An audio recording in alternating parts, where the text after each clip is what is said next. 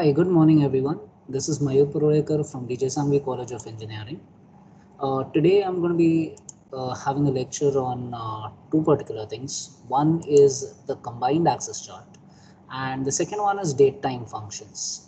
So majority of the times when we are talking about combined access charts or combinational charts, we need to understand when exactly do we use them. So would we use a combined chart or would we use a combinational access chart, and how exactly are these to be used with the date time functions? Okay, so today's lecture is specifically going to be concentrating on these two particular aspects. Okay, now first of all, what is a combinational chart or a combined access chart? Now if everyone can have a look over here, when I say a combined access chart or a combinational access chart, I basically want multiple parameters to be seen on the dashboard. Okay, so if you see out over here, I've got profit over here, I've got sales over here. Okay, so this chart is basically telling me that against my time, what exactly have been my profit and my sales in the same particular chart itself. Okay, so how do we create such kind of views where we can see at the same time profit as well as sales in the same particular aspect? Okay, so if at all I have a combination of two things, which means in this particular case it is sales on one axis and profit on the other axis, then I have a combination of two parameters and hence it is called as a combinational axis chart. Okay, and when I'm talking about a combined axis chart, it means that it will be always more than two parameters, which means that if I wanted to know about my profit and my what was my budgeted profit, what was my sales and what was my budgeted sales, what was my cost of goods, what was my inventory, all of them on a singular axis, so they are basically synchronized to one singular axis, then it is always going to be called as nothing but a combined access chart. Okay, so what is the difference between a combinational chart and a combined access chart? Combination is a chart where you have two particular parameters that you need to compare. So in this particular case, a client would want to see profit as well as it would he or she would want to see sales in the same particular dashboard over a period of time, which could be quarter on quarter or which could be year on year, and that we can provide as a direct dashboard, okay, or a direct sheet. Or if the client wants to see more than multiple parameters, which means how much did I add, how much did I spend on marketing, what was my cost of goods, what was the sales that I made, and what is the profit that I've made, and can you compare this with the budgeted sales or the budgeted profit? So there are multiple parameters that need to be synchronized or to a single axis. Okay, so this is what we are going to be looking into in today's lecture, after which we will be also looking into how time can be used as a discrete field and time can be used as a continuous field. Okay, so let's start. Okay, the first particular thing that I'm going to do is I require a combined access chart, right? So I require, let's assume that, okay, we'll start first with a combinational access chart and then progress to the combined access chart. Okay, so let's assume that I want to do a combination. So the client has asked me that, can you give me the profit and sales numbers for say a particular year, okay, and a particular market. So let's have a look at how we would be doing this. Okay, now if I place, let's assume I'm placing the product type out over here and I'm getting that, okay, I've got coffee, espresso, tea and herbal tea, right? And that's not the kind of analysis I want. Let's assume that I just want, is it tea or is it coffee? Okay, so I don't want to go into the too much of granular details. Just give me a segregation of the beverages as tea or coffee. All right, so I've already created, so we've learned in our prior lectures how to create groups, how to create hierarchies. So I've already created a group called beverages, which actually has tea and coffee. All right, so let me just bring that over here to columns and I can see tea and coffee over here. Right now, along with beverages, I require, so this is a dimension that I have brought in. Along with that, what I require would be a certain measure that I want to look into. Right now, I want, let's assume that I want the sales and the profit. All right, so let me just first bring in sales, and the moment I bring in sales, I get that, okay, I've got this as my sales for coffee and this as my sales for tea. Okay, now I want to see this over time. So in order to see this over time, if you realize that, what am I going to do? I'm going to get in the date out over here. All right. And this date, I'm going to push it over here, let's say.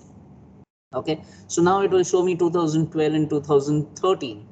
Now remember that you can get it out over here and you would see a different view. So you'll see a different 2012 and you'll see a different 2013. All right. So it depends on you whether you want to see it row wise separately or column wise. I prefer it to be in the column so that I have this particular, just a second. Yeah.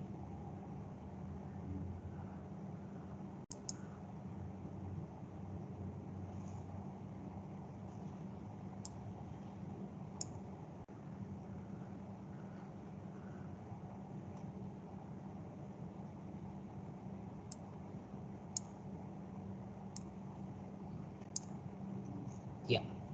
So what you say over here is nothing but I have arranged it in such a way that I get a year and the quarter segregation of it.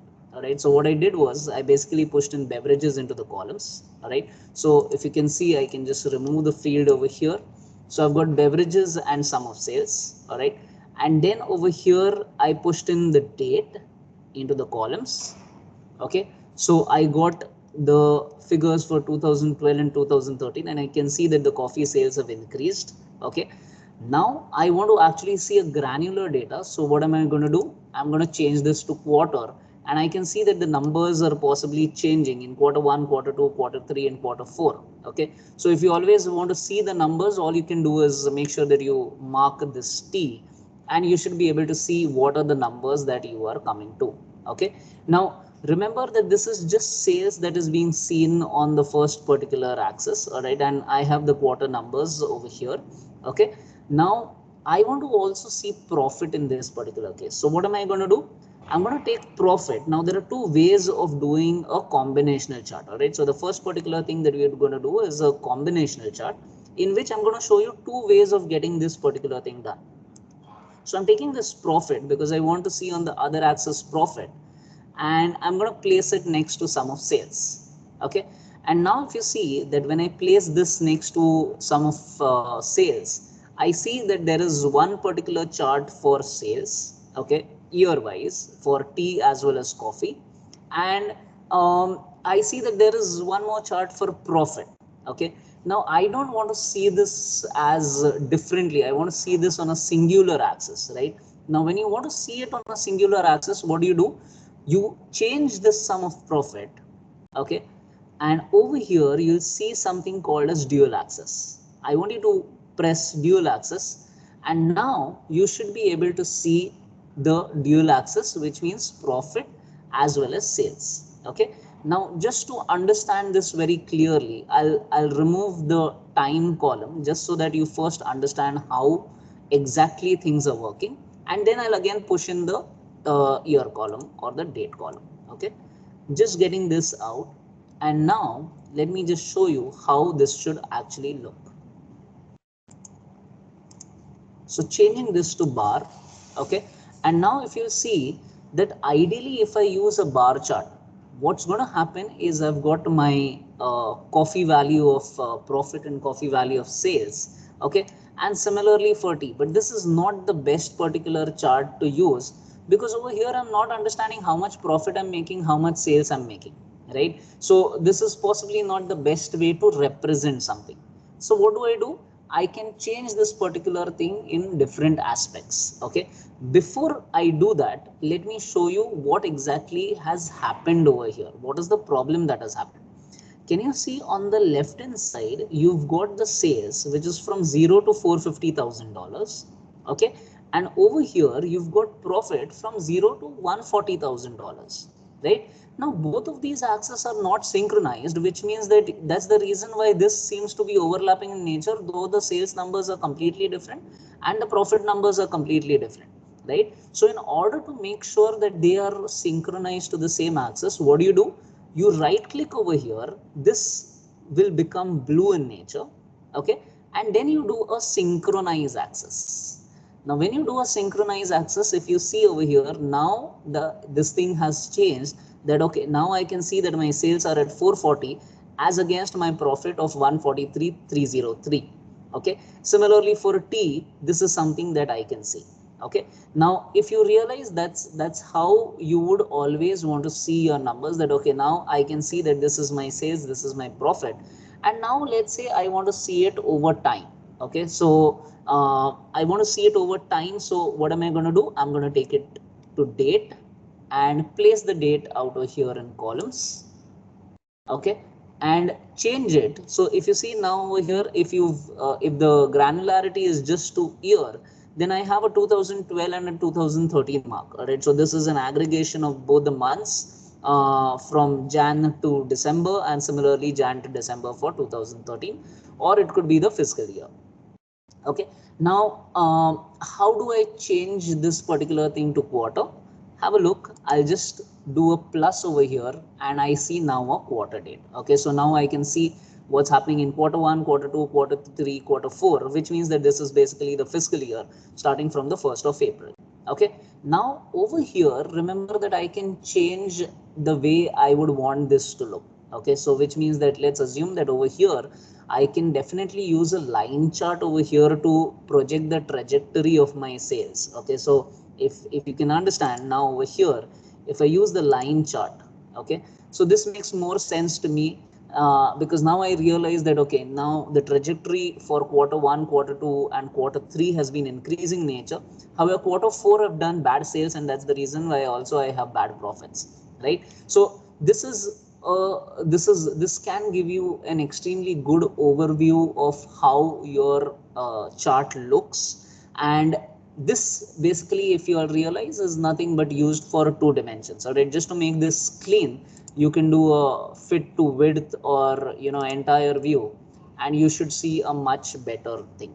Okay, now everyone must understand this one very clear thing, that you can only synchronize the second axis to the first axis and not vice versa. So whatever you want to synchronize, all right, the in this particular case, profit has been synchronized to the sales value. All right, so that's how you would always have that. You have two axes in a combinational chart, and in the combinational chart the second axis is going to be synchronized to your first particular axis.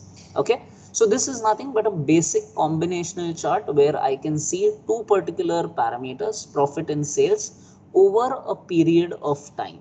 Okay, now in this case I want you to remember that the date in question is a discrete parameter. I'll show you how changes in that particular thing affect actually your calculations. Okay, now this I'll just name this sheet. So this is again a combo chart, which is what you'll see over here. I'll show you how changes can be stacked and how changes can be made one next to another. All right, when we are doing this particular thing itself. So let me just show you that also. When we are doing a combined axis chart. Okay, so now we are going to be heading. So this was my combinational chart. I'm just renaming this as a combinational chart. Okay, and now what we are going to be doing is we are going to be doing a combined axis chart.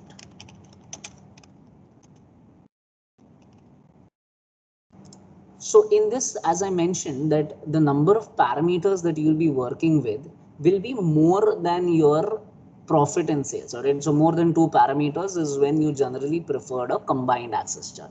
Okay, now in combinational chart there was also one more thing that I wanted to show you. I'll just show you that first and then come to combined axis chart. In the combinational axis chart, there is one more way by which you can do the dual axis. So the first particular way that we discussed it was basically doing the sum of profit and marking this dual axis. Right, now there is another way to do this. Let me just show that to you. So I'm going to remove the year first. Okay, and let me just remove the profit also from here. Okay, so right now I just have, I'm gonna just push in the bar and I have these values, just reducing the size. Okay, and this is what it looks like. Let's see. Okay, so these are my coffee sales and my my beverage sales of tea and coffee. Okay, And now, as I mentioned to you, the first particular way by which we did this was taking profit and we placed this over here. It gave us two panes, and these two panes then we did a dual axis, right? Then we synchronized the axis, and this is what we got, right? The second way of doing it, so I'm doing a control Z out over here. The second way of doing this is directly dragging this profit and placing it. So take it out over here, and the moment you see this dotted black line and a ruler, okay, you can place that parameter directly. So the measure in question has been placed directly out over here, and you should see the same first particular thing that was observed will be seen when you do this. Okay, now what you can do is again do a right click and just synchronize your axis, and you should be able to get this. Okay, now if you ever want to see stacked values, okay, these are stacked values, but if you want to see side by side values, okay, all you need to do is take these measure names and just place it in columns, and you'll see profit and sales, profit and sales. Okay, you remove this and you'll see always a stack chart. Okay, so this is the difference between a side by side chart and a stack chart, which you are at the liberty to choose what you would want to display. Okay, so that is what we are going to be looking at in the combined axis chart, how to use stacked as well as how to use your side by side charts. Now have a look at this particular thing. All right, so let's assume that I'm again taking beverages out of here. Okay, and now let us assume that the first particular thing that I want to look at is, how much am I spending? So what is my, first of all, what is my cost of goods? Okay, so let's see what is my cost of goods. So my cost of goods for tea and coffee has been mentioned. Let me just push in tea, and I now know what is my sum of cost of goods. Okay, now I want to see multiple parameters, which means that what was the cost of goods as against the budgeted cost of goods. Okay, if I want to see that particular thing, what am I going to do? I'm going to take this and drag it over here till I see this double ruler. Okay, the moment I can see this double ruler, it means that I can drop this over here. And now if you see, you've got budget cost of goods and you've got cost of goods. Okay, now let's see if we can get in multiple more parameters out over here. All right, so let me just get profit. So let's first look at marketing costs. So let me just get marketing cost out over here, drag and drop, and I've got what is my marketing cost. Okay, then let's assume that I want to know also what is the margin that I'm keeping for my profits. All right, so let me drag and drop margin over here. So I've got margin. Now the next thing that I'm looking at is what was my budgeted sales and have I met the target of sales. So take the budgeted sales, place it again on the double ruler, then take sales and then place it again on the ruler, then take profit. So you can take the budgeted profit also first. So take the budgeted profit and then the then the profit, and place it again out over here, and you should be able to see. Now if you'll see out over here that all of these are actually providing you with different sets of numbers. All right, so what was your budgeted cost of goods? Now your cost of goods has gone over here, budget profit is over here, budget sales. So this is not the best kind of indicator, right? So what you can do is you can always swap the way you would want to see this. All right, so first swap this over here. Okay, and let us arrange this in that particular order, that this was my budgeted cost of goods and this is my cost of goods. Okay, then let us assume that this is my budgeted. So then the next particular thing that I wanted was how much am I spending on marketing. All right, so I picked up marketing and I placed it after my cost of goods. Then I want to know how much margin am I keeping. All right, so I place margin next. Then I want to see how much sales am I doing as against the budget sales. So I pick up budget sales and I pick up sales.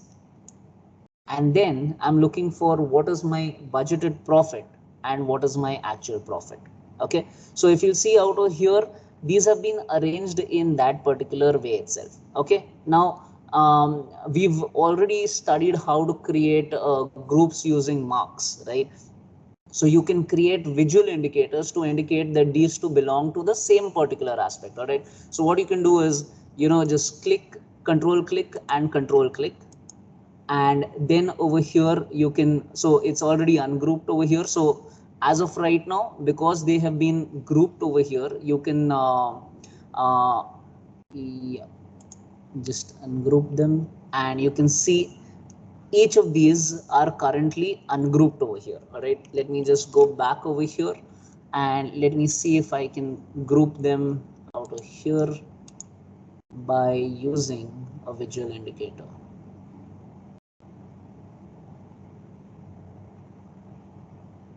Okay, let me just place budget of goods. So I'm placing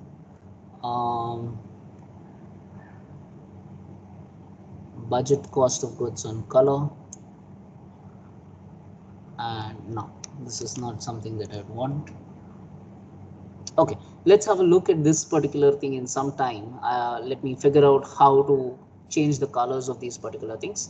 But as of right now, if you can see over here, I've got basically budget cost of goods and cost of goods together, marketing separately, margins that I'm going to keep separately, budget sales and sales separately, budget profit and profit separately. All right, now if you can see out over here, if this particular measure names that I'm seeing, all right, I'm gonna drop them on the color, and yeah, so over here I've got separate colors, all right, but I would want to see all of these as the same set of colors. So because of that, let me check if I can edit the colors in the same manner. All right, so budget cost of goods, let me take it as assigning a palette. Let's see. Okay, so let me assign budget cost of goods as this, and cost of goods, let me assign it as this. Okay, then so I'm going to assign change the palette for marketing in terms of, let's say, an orange color. So marketing is dark brown, and then I have margin. Let me change the palette again to something green, because margin is the profit that I want to keep. Then I have my budget sales. I'm going to change the palette again to, let's say, yeah, red and gold.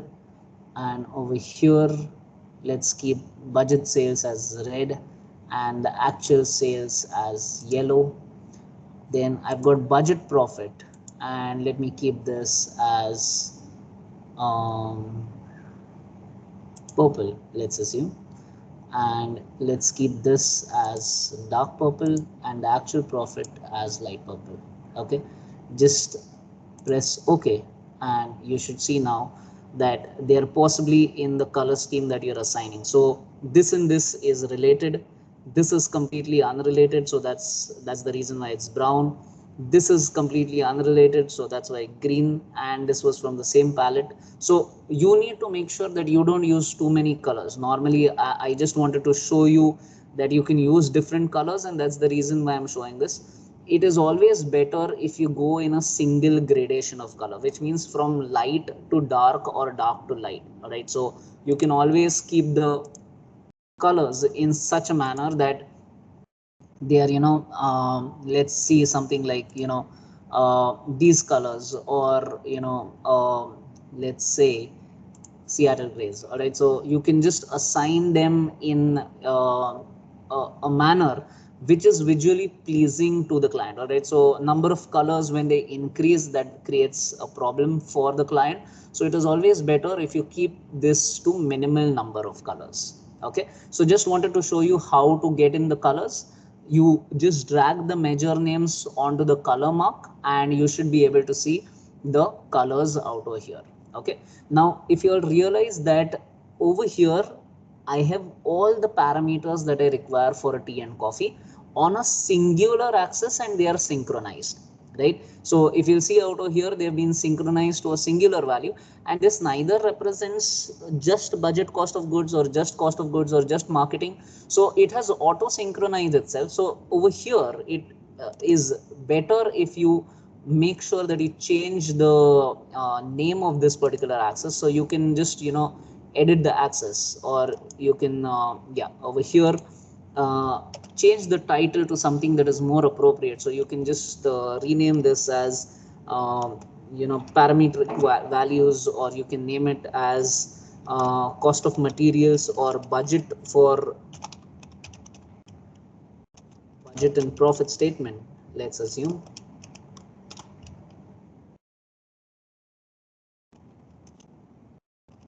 For sales in, let's say, 2020, right? So you can do that, and that particular title would come up over here. Okay, so this is how you work with a combined axis chart, which has more than two parameters that you would want to display. Okay, so what we've understood is how to create a combinational chart, which can be a stack chart. Remember that the moment you change the schemes of colors, it also affects on your prior sheets. All right, so the sheet color that you used out over here is the same color that will be used for the prior sheet also. All right, so always make sure that you maintain a color scheme throughout your entire presentation. Okay, the last particular thing that I wanted to show you was nothing but your date time functions. So let's just have a quick look at how date time functions affect. All right, so I'm going to push in beverages over here. I'm going to push in sales over here, and let me bring in the date so that you understand what happens when the date aspect is changed. Okay, so let me just show you what exactly would be happening. So now if you understand that the year, the date is basically in this particular case has been taken as a discrete value. Okay, so the discrete value, let's take this as a bar chart so that you understand, or let's assume that this is a continuous line chart. Okay, yeah, and let's see that on a year on year basis. Okay, so 2012 and 2013, if you see, for when the date is discrete in nature. Okay, so I've got quarter 1, quarter 2, quarter 3 and quarter 4 values out of here. Now what I'm going to do is change this. Okay, I'm going to change this to something different. Now have a look at what I'm doing. Now if you see over here, this specifically currently is looking at discrete date part, which is the year 2015. Okay, now let's check what happens if I, instead of taking the discrete part, I take the continuous part. So I'm doing this to a year. So I'm going to remove the, let me just remove the quarter date so that you can understand how exactly this is happening. Okay, and I'm going to keep it as bar first to understand how exactly a discrete value looks and how exactly a continuous value looks. Okay, this back to year. I'm changing this back to year. Kinnari नाम के पास table पे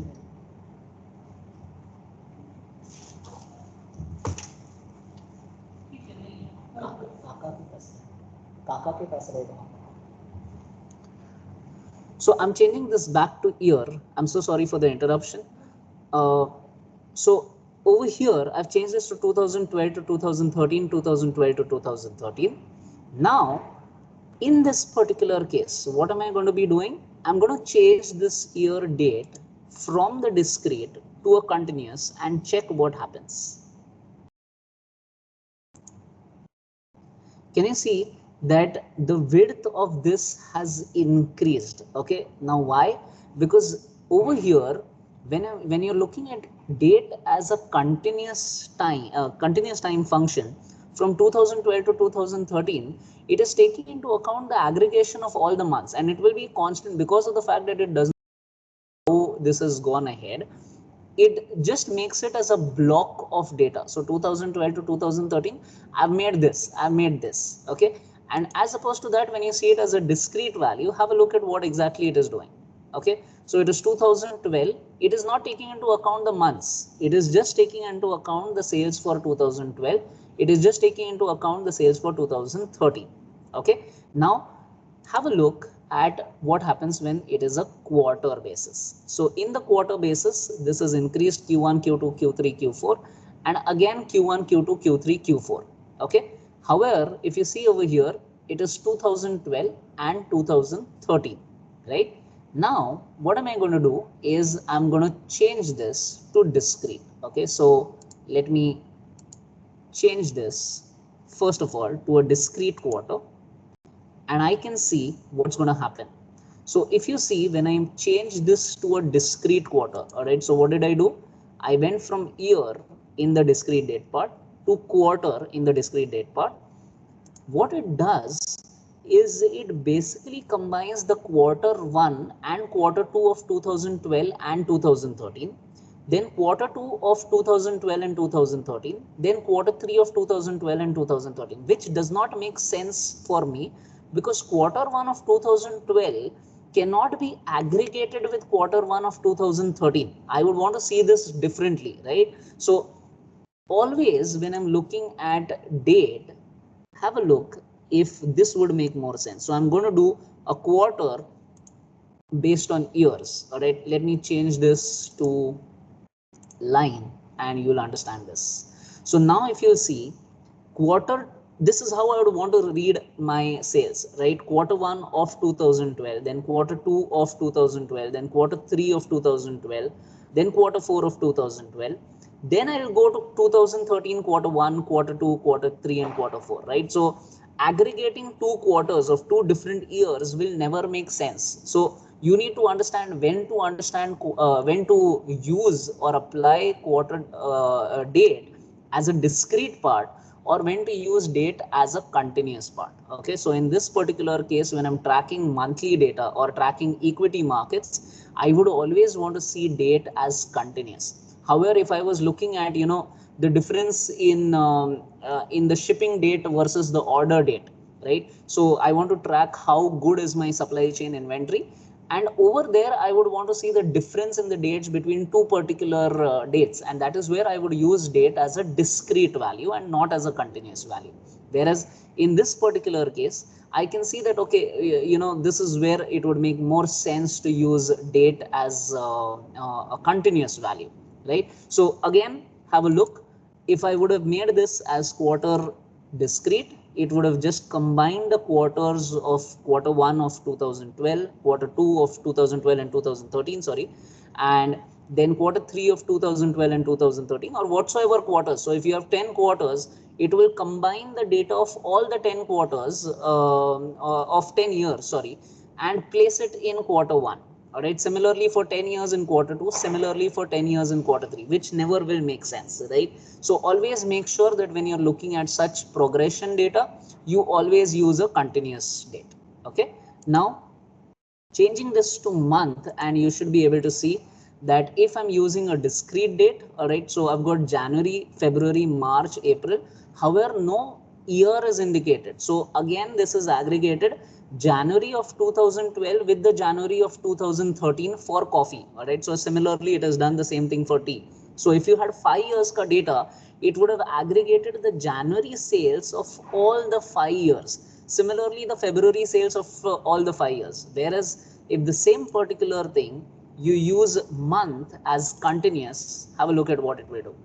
So this is December 2011 to June 2012. This is how it has marked it. All right. So it is going on June to December again, then December to June, and June to December. All right. So 6 monthly data is actually being plotted out over here to show you the progression of how exactly you would want to see it on a month-on-month basis. All right. So this is the granularity of the months, where the small lines will indicate that these are 6 particular months. All right. So 1, 2, 3, 4, 5, 6 are the 6 months that you would want to see from December to June 2012. All right. So you need to understand when to use date as discrete and when to use date as continuous. And in order to make sure that your client would ask you anything, so the client would ask you the difference between, your shipping date and your order date. So you would want to see a discrete date at that time.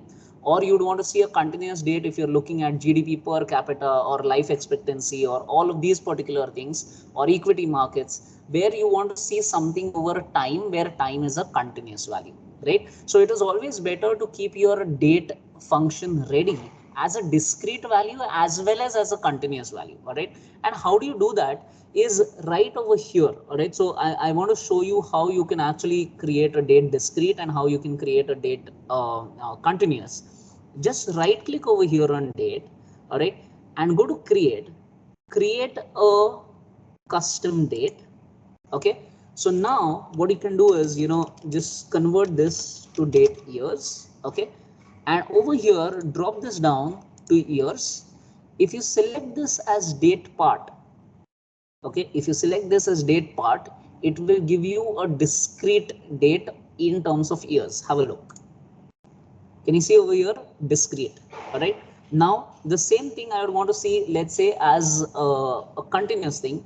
Let me just again create a continuous field. So I'm going to again create a custom date, convert it this to, so remember you can't name the two fields as the same, so I'm going to keep this in bracket date years.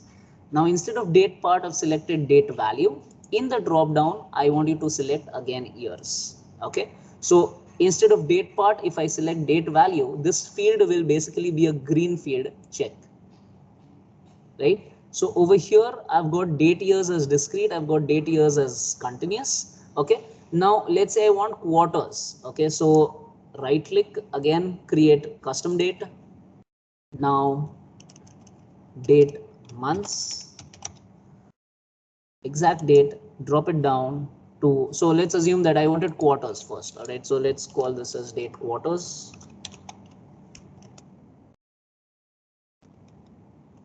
And I've selected date quarters, select date part, and you should be able to see this. Okay, now if you realize that date quarters and date years are a part of the hierarchy, all right, similarly date years and date quarters for continuous will also be in hierarchy. So the moment I finish this, I'll actually place them in that particular hierarchy. All right, so have a look again. I'll just create these quickly.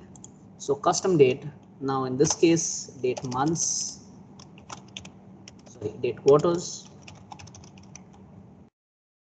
change this to quarters and keep this as date value, and I've got date value.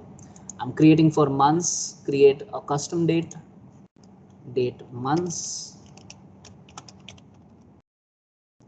change this to months, keep the date part.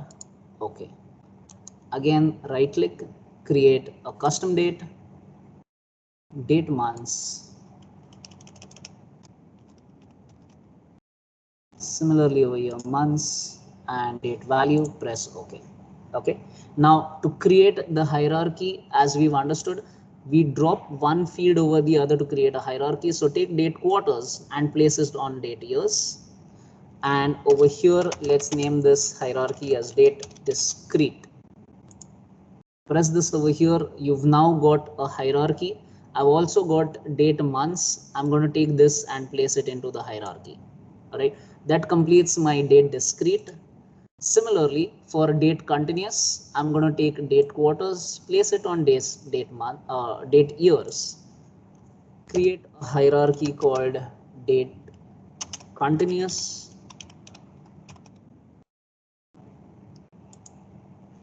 I have a hierarchy, take the date months and place it below date quarters. And this is my second hierarchy. Now what you can do is you can create a folder out of here,